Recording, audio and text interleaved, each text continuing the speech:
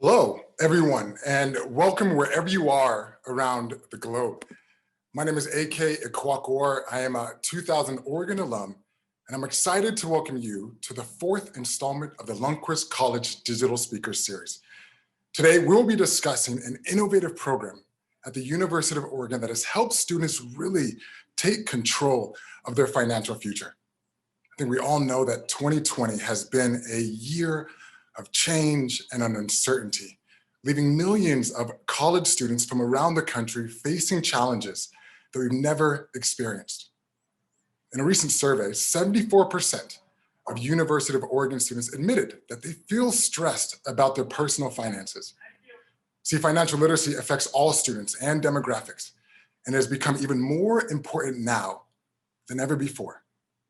So hoping to serve as a powerful resource for students across campus, the U of O launched a financial wellness program devoted really to fostering a community of financially capable students. A little later in today's session, two student peer financial coaches, Taylor and Donovan Jones, will be joining us to share their experience and their insights into this initiative and how they hope this program will go in the future. But first, I would like to introduce two individuals who are spearheading this initiative through a unique partnership between the Office of Financial Aid and the Lundquist College of Business. It is my sincere pleasure to introduce Gilbert Rogers and Stephanie Peel. Stephanie, how are you? Hey, AK, I'm good. How are you today?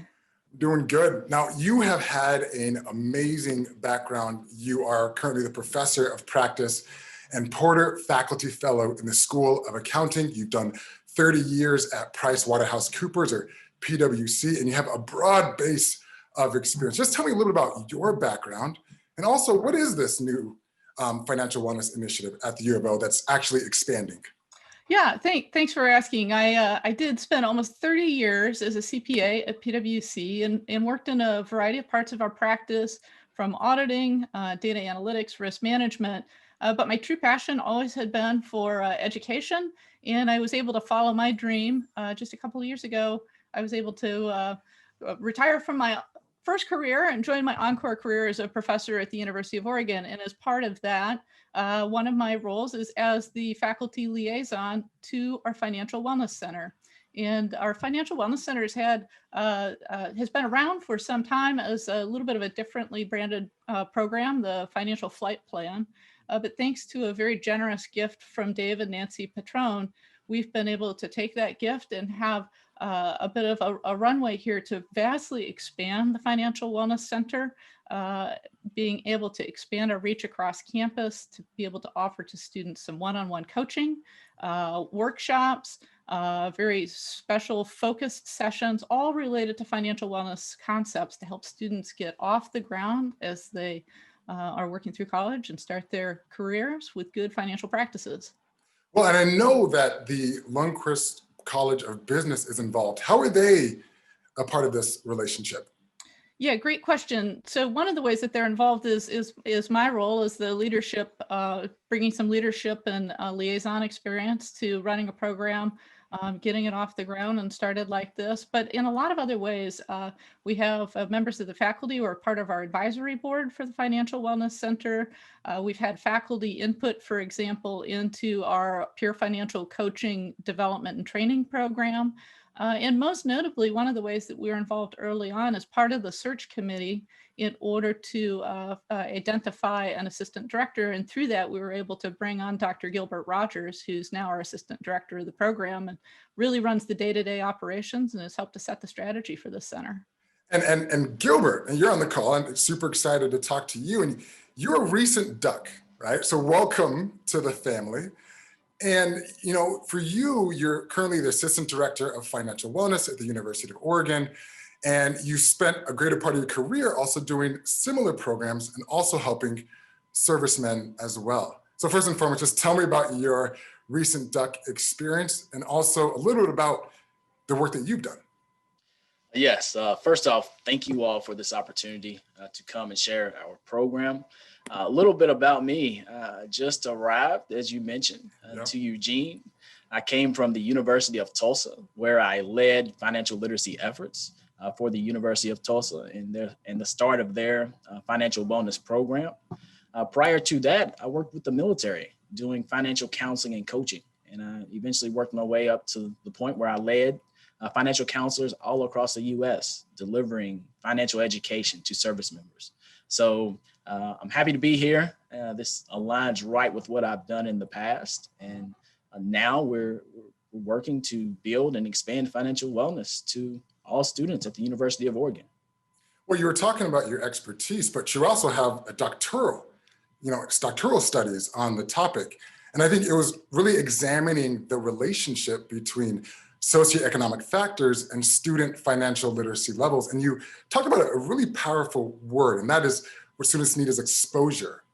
Can you talk a little bit about that as well? Yes. So through my doctoral studies, I've examined financial wellness education, various programs across the country.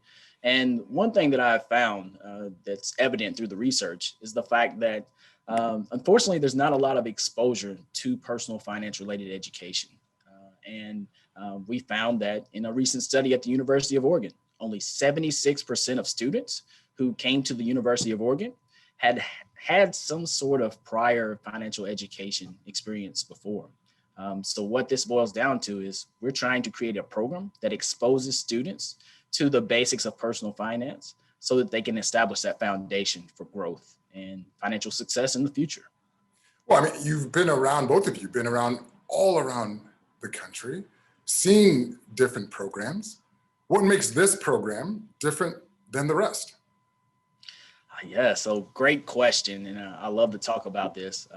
So I think it's easy if I tell you what other programs consist of first. More often than not, programs that I've examined over the years, they have financial wellness programs, and they usually have a slate of maybe 4 workshops or 4 presentations that they will do for students, which is good. I'm not knocking that.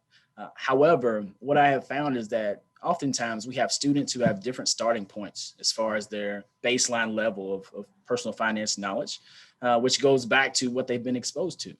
And as a result of students having varying levels, oftentimes we need to tailor our educational efforts to students and meet them where they truly are in order to have an effective program.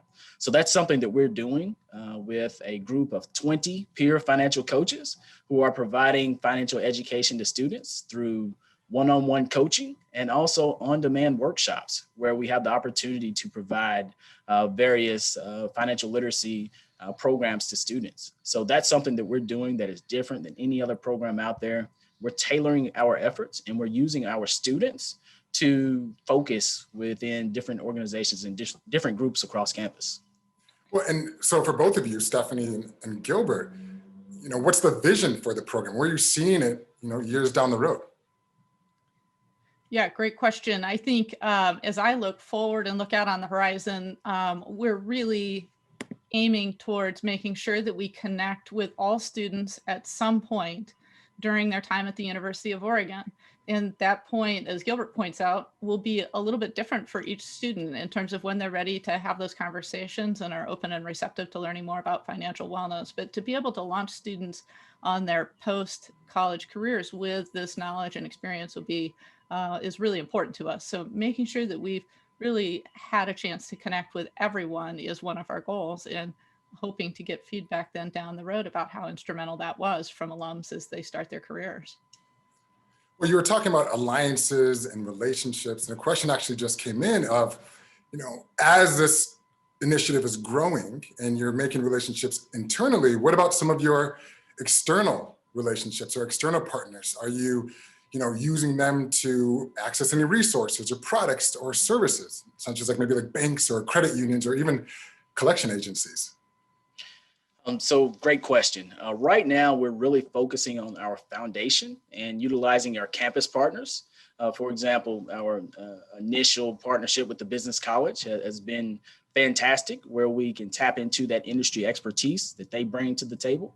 But we're also looking at partnerships across campus with organizations and groups. For example, athletics. We're working with the McNair Scholars Program, who serves low income and first generation students. So we're establishing a lot of campus partnerships as a means to expand our reach and reach students who would not typically seek a financial wellness education program and as far as their educational efforts. So we're really expanding across campus. And of course, we're going to look towards the future and expanding more and more into the community to allow that expertise to come in as well. And we've been starting to have some of those conversations with organizations in banking and investing and so forth. And we've had some experience with being able to bring the best of some of those alums' knowledge and experience to our program. So, for example, we have one of our alums who is active in the investing space who came and helped us with part of our training for our PFCs this past fall, which was terrific. And so we hope to be able to expand more of that with time, where we can partner, do panel discussions and so forth with those who have quite a bit of experience post-college in these areas. Well, when we think about financial literacy or wellness, that spans a lot of topics. Is there a specific area that you're focusing in on the short term as well as the long term? So another great question. So when you look at financial wellness, it does span across a number of topics. But what we are really focusing on are the financial literacy aspects. And financial literacy is defined as the ability of individuals to understand and apply basic financial concepts to real world financial situations. And when we examine college students and we look at what they're going to face once they graduate and situations they will face during college, we're trying to prepare them for what's next. Everything from learning to budget.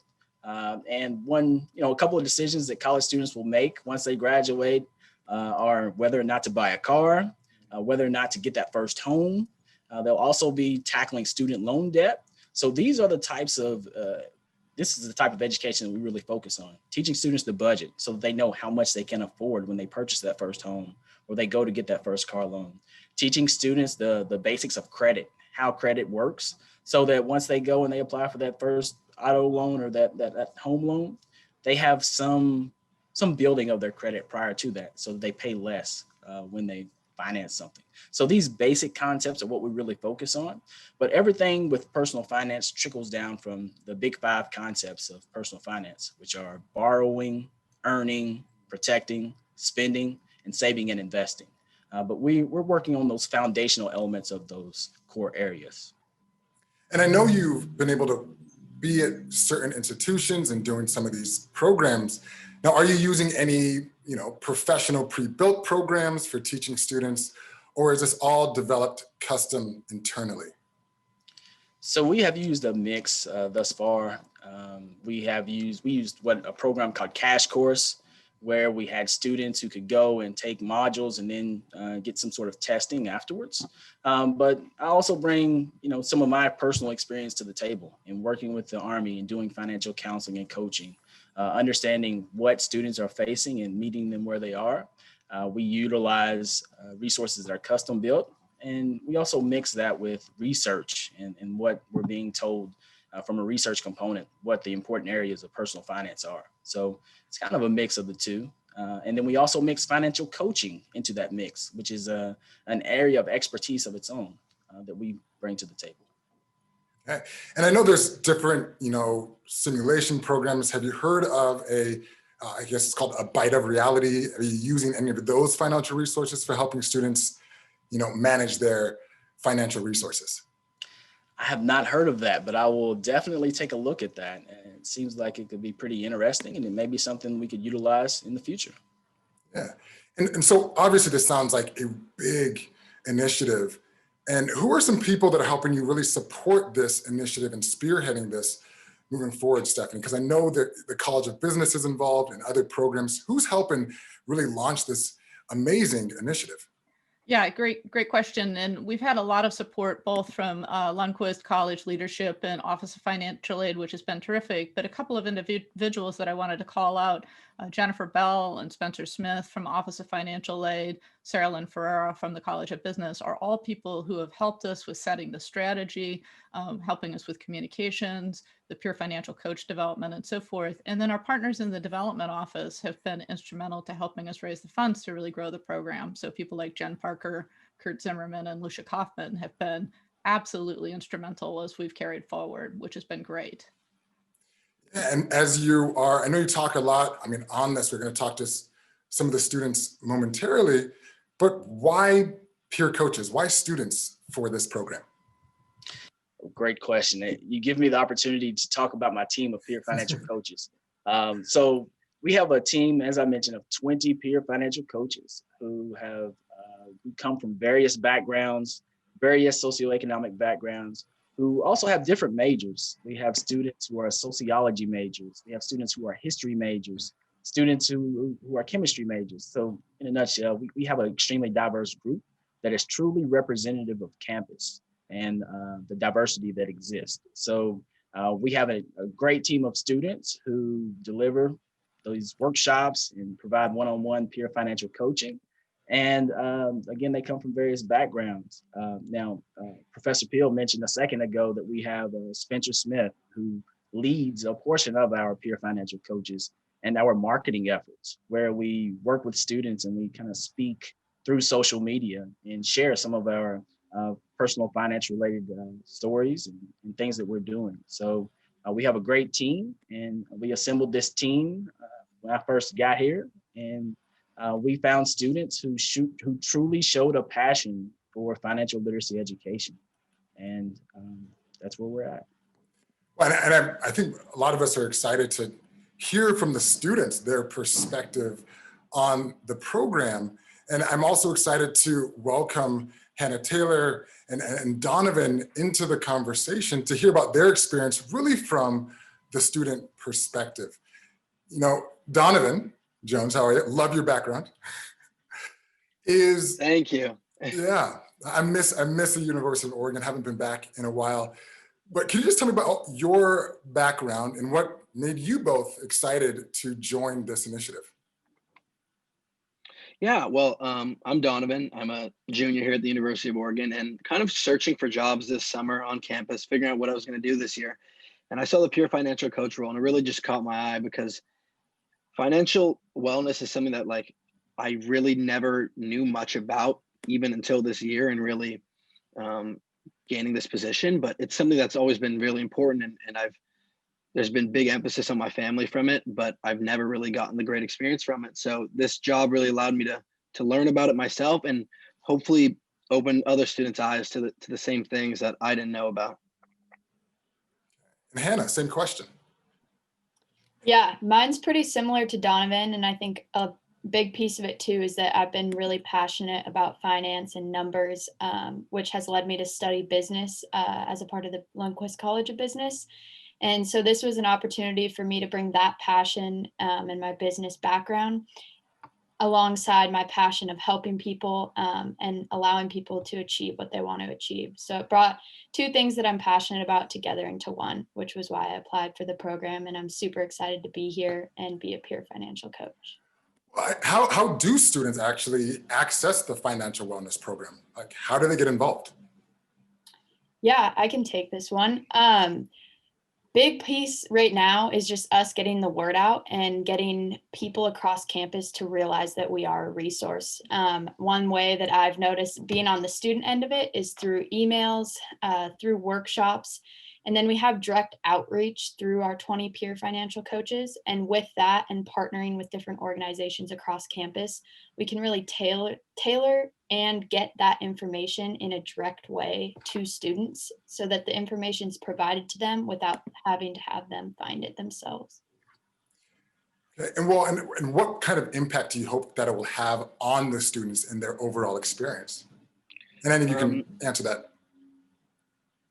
Oh yeah, I can definitely take that. I think the Financial Wellness Center is really impactful to students, and just there's a lot of stuff leaving college, entering college, honestly, that you're kind of expected to know, and that as a student you might not know. You might have not had to take a class in high school or college that really is focused on personal finances. And I think knowing these things that we hope to provide to students will really provide students with the foundation to be successful in their situation, no matter what it may be in college and then beyond college. You know, when we think about beyond college, right, before we got into college, we were in high school, and then we get we step on a campus. Now we have to manage our financial future. So how do you think, and this is just a question from the audience of, how do you teach or how are you addressing the value of money, especially when everything's electronic? Yeah, I mean, I think that this is a really good question, and something that we're here to help with. And I think really diving into the basics and the foundation of money management and finding out where your money values are, which is something we did a part of our training. And I think with our world today and wanting everything now, having the ability for it to all be online, all be at our fingertips, it's really bringing yourself back and finding what you value and where you're spending your money. And then from there, working through budgeting, working through discipline in order to prevent yourself from falling in the trap of wanting it now with the easy accessibility that we have. And you're talking about, I see, the passion, you volunteered, you wanted to be involved in this really important initiative. What has been the most exciting thing, one, to teach, and two, to learn? I think personally, those two are one and the same. Credit and credit cards have been just super important for me learning throughout this training process. And really, even personally, I opened up my first credit card recently after going through training with the help of Gilbert and his teachings a little bit. But it's something that people rave about. And I know Gilbert touched on a little bit earlier about in the future, you're going to want to buy a house, maybe you're going to want to buy a car. And those things are needed. You need credit to do those things, and learning about that is something I didn't have the opportunity to do until now. And I think that's one thing that I'm really excited to help other students like myself learn about it and show them that it's also not as difficult as it may seem. Well, yeah, and obviously you're teaching it, you're involved in it. And another kind of question is, what are some of your big concerns? Maybe with your own personal finances or even this journey, as you're considering and getting closer to graduation, like what are some things that you'd really want to work on? I know for me, it's still budgeting. I mean, we preach it, and it's one of the most important topics that we teach, but it's still budgeting, especially as a college student when you might not be working as many hours, and kind of making that transition to, all right, you need to budget in your situation, no matter what that situation may be. You kind of just have to make the best out of your situation. And that's the most important thing I've struggled with a little bit, and I'm learning more and more about it. And I've hoped to teach students to do the same. And then Hannah, for you, especially as you're working with students, what are some of the challenges that students are facing when you have these conversations? I think a big one is just preparing for the next step in life. I think going through high school, going through college, we're so focused on the now. And once we are in like upperclassmen, juniors, seniors in my position, we have to focus about what's next. So I think, like Donovan said, really being able to sit down and be disciplined and budget and think about preparing ourselves for the long term rather than the now. And I think that's where investing, student loan repayment, all these things that we're not really thinking about now, but we know the second we graduate, we're going to have to deal with. I think those are the biggest challenges and realities that we all have to face. Well, and when you think about it, everyone's coming from different places. Everybody's financial experience is different. You have a very diverse student body. So how are you tailoring your financial education efforts to meet the needs of all students across campus? Well, as peer financial coaches, there are 20 of us, and each of us have our own separate focus areas. So I know personally mine is Greek life. I know Hannah's is student athletes. And one thing is we tailor our workshops and our outreach to those specialized focused areas. And that's one thing that really tailors the personalized thing to really connect with a certain group of students. I also think the fact that there's 20 of us students that look different, speak different languages, they study different things, is really important to students coming in asking for one-on-one financial help, because personal finance can be really daunting, and it can be it can feel a bit intrusive when you're talking to someone about it. And I think it's really important to feel comfortable with the person in front of you who you're talking about finances with. I mean, it's off. I mean, that happens with adults as well, with outside of students. And oftentimes it can be this awkward conversation. So what are some ways that you help address this often taboo topic to talk about? I can touch on this a little bit. I think an important piece of this is really getting to know the person and allowing them to get to know you before you maybe touch on the more sensitive topic of finance. And that's something we really value in our peer financial coaching and our one-on-ones, is taking some time at the beginning to kind of get to know who we're working with and allow them to get to know us. And I think that can really kind of ease the stress, ease the awkwardness in the conversation, and then just really ask them straight up, like how we can help them, what they are stressed about, and kind of break that down. And I think, like Donovan said, allowing us to have a diverse group of peer financial coaches allows maybe someone in a hard position financially to relate to a peer financial coach. And when someone can relate, there's so much power in that. And I think that just brings down the awkward barrier. And I hear a lot about coaching, about these one-on-one relationships, but how do students actually access these resources? Is it an actual class? And if not, like, how do they sign up to get this curriculum? So through the Financial Wellness Center, we have one-on-one peer financial counseling with one of the 20 peer financial coaches, and you'll go online and you can set up an appointment, or if it's an organization, they can reach out via email and they can request a specialized area of finance. I know in the upcoming weeks, I'm going to be doing a little workshop for a Greek chapter on investment, just like intro to investments kind of. And so we kind of do a little bit of everything, kind of meeting students where they're at. And in terms of resources, do you talk about credit or the Credit Karma, certain softwares or platforms? So what are you having them do in terms of curriculum of resources that are maybe outside of the organization or the University of Oregon? Yeah, and I think this was kind of what Gilbert had touched on earlier. I think right now we're really trying to build our foundation. And with this, of course, comes resources. So we want to try and help them as much as we can. But obviously, there's some things that they're going to have to go out and do on their own. And so that's one thing within our, I guess, just recap with a student is providing them access to links like online, allowing them to pull their credit score, maybe offering them access to cash course and different ways that we've learned, and kind of just reflecting that onto them. And then also just with the help of Gilbert and Stephanie, if there are things that we're stuck on or a student needs additional help with, passing on to an additional resource is always an option. Well, you talked a lot about budgeting. And I know Donovan and Hannah, you mentioned earlier, knowing more about investing. Do you talk about ways to actually grow your wealth and grow your money, or is it more just on the budgeting side?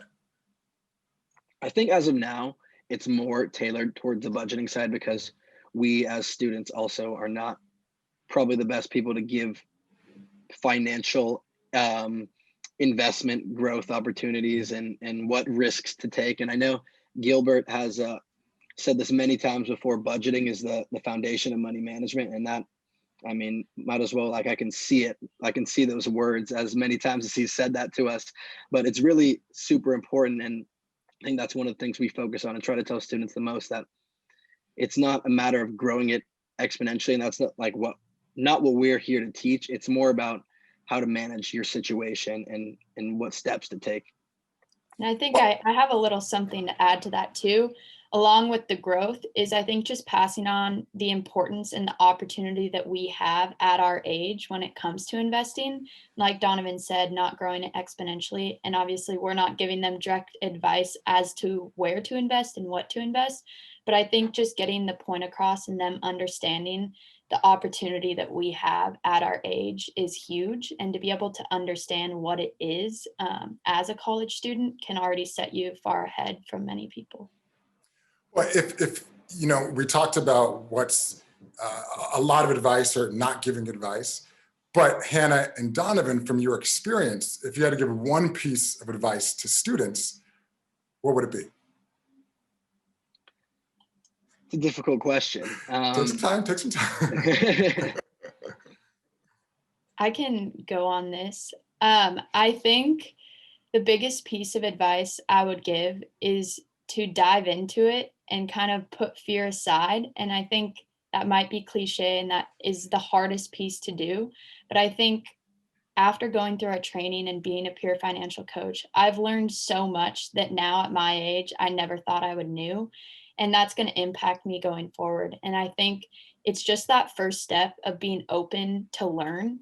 And I think as a peer financial coach, that's a big piece of it, is the willingness to learn. I think on the other end of it, as a student that's seeking this information and this big thing of finance, is just the willingness to learn and being open to new ways.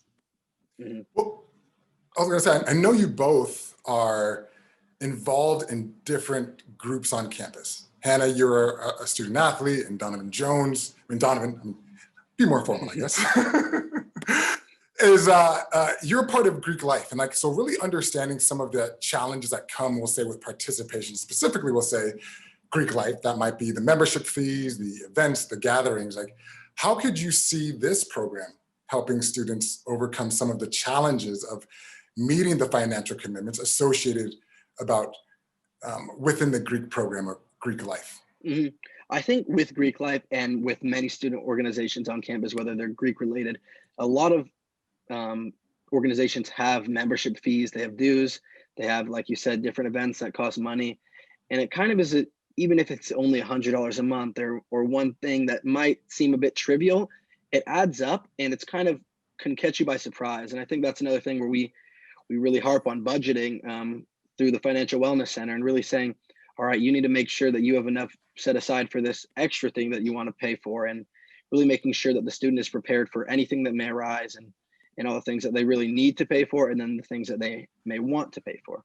And I know Hannah, as a student athlete, I was a All-American athlete at the University of Oregon. I'm sure you've experienced some of the challenges that I did, and actually many student athletes face. So balancing competition and even the academics, or even just the training schedules that are oftentimes very rigorous. What is the program doing to help student athletes in particular? Yeah, this is a great question.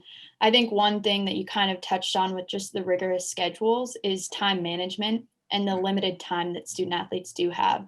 So that's one thing that we've really taken into consideration when we are planning events, is making them at times that teams aren't necessarily training, so that we can maximize the impact that they can have. And with that, just tailoring to the needs. Some student athletes are getting stipends. Some student athletes have never had a job and never had an income. So just tailoring specific information and workshops that will fit the needs of student athletes. And one example, I went into a CPSY freshman student athlete class this past fall with Gilbert and talked about budgeting and interest, which were two key topics that they were wanting to learn about. Okay. And often, I think they said there's 20 peer financial coaches, and you're working across different departments, different groups on campus. How often are you able to meet as peer counselors together? How often? Usually we've had weekly meetings where we kind of just talk, and whether it be a professional development meeting or a meeting on something that we need to do. But it's difficult, obviously. I feel that everyone could relate to this with COVID. Usually we'd be in the office together, interacting with one another. But this is a time where me and Hannah got to interact with each other a bunch to plan for this, because we're not usually in the same focus group. But kind of just whenever our paths can cross, we try to take the advantage of it. Right. And I know as this program is growing, how do you hope this program will help you after your time at Oregon? Yeah, I can touch on this a little bit first. First off, just the amount that I've learned, and I feel like the amount that I've grown in my financial literacy will hopefully carry over into making sound financial decisions once I graduate from University of Oregon. Like Donovan mentioned earlier, no matter what my salary is, maximizing what I can get out of it. And second, I really want to go into a client-facing career and working with people. And so this has been a great opportunity to see what that's going to be like, and hopefully I can gain skills and knowledge to bring into my future career. Donovan? I don't know if I could say it any better than Hannah did. I mean, really just being able to make sound financial decisions whatever my position may be, wherever I may be in life, and really just making the most out of my situation, because that's the most important thing, because you can be successful at a smaller amount of income than someone with a super large income if you know which decisions to make and where to spend your money and how to budget it. And I think that's really important, and that'll be probably the most important thing I take away, even in college in general, outside of classes and such. Well, just to look at that, you mentioned COVID earlier and how families and students are really being affected. And so, Donovan and Hannah and Stephanie and Gilbert, from your expertise and your experience, right, what would be something that you would give advice for families currently trying to navigate this pandemic, of trying to navigate, finances and budgeting, or even just the workforce? Yeah, maybe if I can take that, AK. And actually, before I start, I can't help but say our ducks here that have joined us as PFCs, aren't they an amazing group? I mean, these two who've joined us today and their 18 peers, such a tremendous resource, and it's always exciting for me to hear how the program's impacting them and how they're reaching out. But with regards to the current financial situation, I do want to acknowledge it's been a difficult year for many families and many students, many of our alums. There's a lot of people who, unexpectedly lost their jobs, some who have lost their business.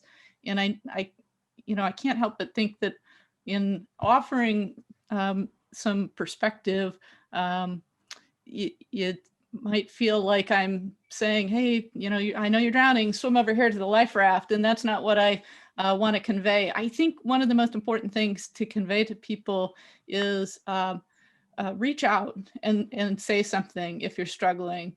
If it's students on campus or families with students on campus, do reach out to the Financial Wellness Center. We've put some information in the chat about that. You can always Google UO Financial Wellness Center. I think what I've seen over the years with people is one of the things that is most difficult about challenging financial situations where people just bottle it up inside is there's a lot of shame that comes with difficulty around finances. And there will be people who are struggling and they don't want to let their kids know, and they might not want to let their spouse know, and they don't want to let the rest of their families know because it is a struggle and because they find it difficult. The most important thing we can do during difficult times when we're facing challenges is to find somebody to talk about it with. And whether that's our financial coaches here or some other financial resource, just having those conversations and beginning to talk about this awkward subject opens up resources to people that they would not otherwise know that they can tap into for critical help when they're in the face of a crisis. So I think that's one of the most important things right now for families is to have the discussion, talk about the difficult subject, and reach out for resources to help. It was really important in terms of talking about money. And so to Donovan and Hannah, how has this program helped you be more comfortable in having conversations about money in social settings with your family and even your friends? Definitely. I think even just being thrown in head first for me kind of is what does it for me. It's just I'm gaining all this information and being put in these situations where I have to talk to people about the finances, kind of doing it over and over again, even if it may just be a coworker of mine, like it's Hannah or it's Gilbert. It may just be those two, but it still makes me more comfortable every time I do it. And it's kind of shows me that's, everyone has these issues. Maybe they're not in the same exact situation as me, but their issues are similar to mine. And I know there's students that come from all different backgrounds. Are they coming from different majors? Are they coming from different experience levels? So for the students, what is their majors and what is their backgrounds before they start the program? I can touch on this. I think that with our mission to touch and impact across campus, we're getting students from all over, and there's not one specific major or one specific area. And I think too, that's at least the hope. We want to branch and reach everyone, not just one group. Yeah, you'd asked us earlier, AK, about what makes this program distinctive relative to other universities. That's one of the things that makes this program very distinctive. It's not just business students that are peer financial coaches. We opened up the posting for this during the summer, and students can watch and handshake and so forth to be able to see the posting for the next cycle of peer financial coaches. But we had over 80 students apply for PFC positions, and they expressed interest and participated in an interview process and so forth to be able to identify this group. And it is a broad array of students. And a lot of college programs focus on just business students. And I think that's something that's really neat about this, is how widely represented our PFCs are across campus. It's just really exciting to see that interest. I guess across the campus, across the country, because we're now having this conversation, not in a in-person panel, but through Zoom, through technology. How have you been using the virtual space to deliver the content? Because you may not have textbooks, but how are you using technology and Zoom to really help maximize the experience for students? I will take this one. So we have had a number of workshops through Zoom. That is something that's great for our students as far as accessibility. But one thing I think that may get lost is we have to account for our commuter students who usually don't spend as much time on campus. This program has given them the opportunity to attend our workshops that we provide. We've also provided workshops a little later in the evening to offer some flexibility so that students can attend. So Zoom has allowed us to serve students that we may not typically reach. And we also had the opportunity to build a robust online environment for students to access our services. And once we get to the point where we can do more in person, then that just makes our program all the much better. Has this helped in your marketing efforts? So how are you letting students that want to get involved, either as a peer financial coach or just to be a part of the program, how are you letting them get involved and how are they knowing about the program? Yes, we have a great marketing team who markets our events that we have up and coming. You can visit our webpage and see what events are kind of around the corner. And we post money tip videos on our Instagram. We have an intro to our peer financial coaches that you can find through our social media platforms. So that's ways in which you can better learn about the program and better understand and meet our students virtually. But we're doing a lot online, and as we continue to navigate the situation that we're in, we'll provide more and more resources, those same resources through social media and through our webpage. Okay. And as an Oregon alumni, I'm not going to say how long, you might have heard that at the beginning, it sounds like an amazing program. Like, what can alumni do to help support the cause, move the initiative forward, or just even learn more?